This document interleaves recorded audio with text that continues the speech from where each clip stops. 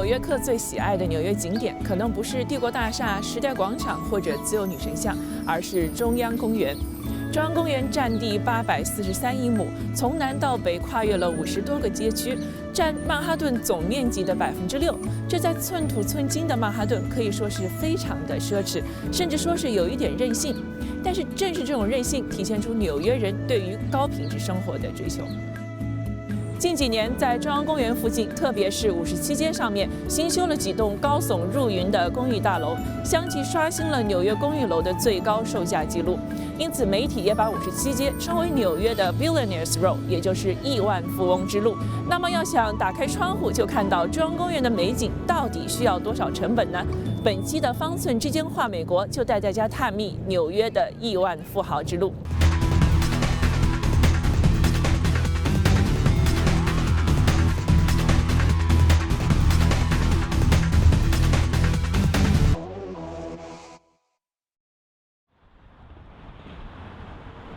亿万富豪之路上，目前最贵的一栋大楼莫过于157，位于西57街157号。在2015年，157一套位于顶楼、面积11000平方英尺，约合1022平方米的复式公寓，卖出了1亿050万美元的天价，刷新了纽约单间公寓的最高售价纪录。The building actually completed in 2014, and that's when occupancy began. It is almost fully sold out.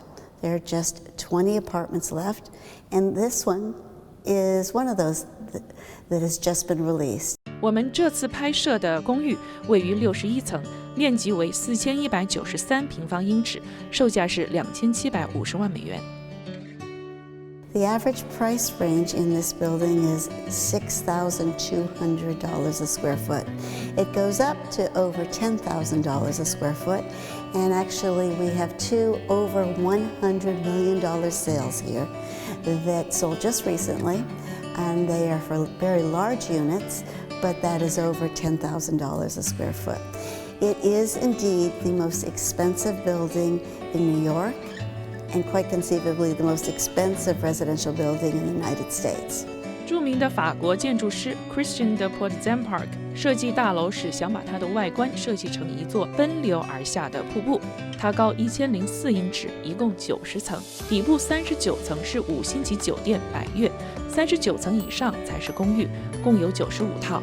公寓用户可以享用酒店提供的5星级服务，包括健身房、游泳池、水疗、图书馆、放映室等等在内的公共设施。这栋大楼在2011年开始公开对外发售，大楼刚刚公布了图纸，就接到了很多国际买家的订单。大部分买家把它当成一种投资和一种避险的手段。The New York market historically used to have a 5-year rise, then a 5-year flattening as market corrected, and then another 5-year rise. In 2008 and 9, there was a hesitation. The market did not go down, but prices held, and they've continued to rise dramatically since then. Our last most expensive building in Manhattan is one called 15 Central Park West. And that sold, the highest unit there sold in 2013 for $88 million. And that was a bit under $10,000 a square foot. So if you look at the other sales in the city since then, and particularly in this building, they've continued to rise. As I mentioned, we're over $10,000 a square foot here. 目前中央公园地区可供开发的空地已经非常少了，除了近几年建的几栋新楼，大多数的公寓都是有年头的。但是和中国的情况不同，美国的老房子也维护得很好。美国人也偏好有历史感的建筑，在中央公园区，这样的大楼往往服务又好，而且价钱也相对便宜，也得到不少纽约客和国际买家的青睐。南中央公园大道110号大楼与中央公园相隔一条街，这是一栋建于第一次世界大战以前的大楼，在2006年从酒店改装成 condo 式公寓，也就是房屋所有权是 co-op。即股份合作的形式，而房屋的使用权是 condo 产权公寓的形式，买卖和出租都比较方便。这套单元房位于20层，面积是1850平方英尺，有2个卧室，售价是580万美金。屋主告诉我们，像他们夫妇这样在中央公园区住惯了的、被宠坏了的纽约客，很难搬到别的地方去住，所以他们即将搬去一栋有酒店式服务的公寓大楼，也是在中央公园旁边。他们年纪大了，不想做饭时，或者亲戚朋友来家里聚会，可以随时叫楼下的酒店送餐，这对他们来说是非常有吸引力的服务。So the question is, do you have to be a billionaire to live in the Central Park? No, not at all. And I mean, what's fascinating is that the variety of options for any buyer coming into New York City. You can be at a building such as 157, or you can be in a building such as 110 Central Park South. New York City is unique in that they offer such a variety in the very best locations. So, you can spend $60 million, $100 million, or you can spend $6 million and have a dramatic view of New York City and especially of Central Park. So you look at the other high rises that are on the books, there's very little land left in New York City, and especially Central Park South. There's really only one more lot that can be developed, and that's it. So if you want this phenomenal view that we can look out the window right now, if you want that, this is it. So you all of a sudden have a space such as this, and you say if it's $3,500 a square foot, the new development is $6,000 a square foot.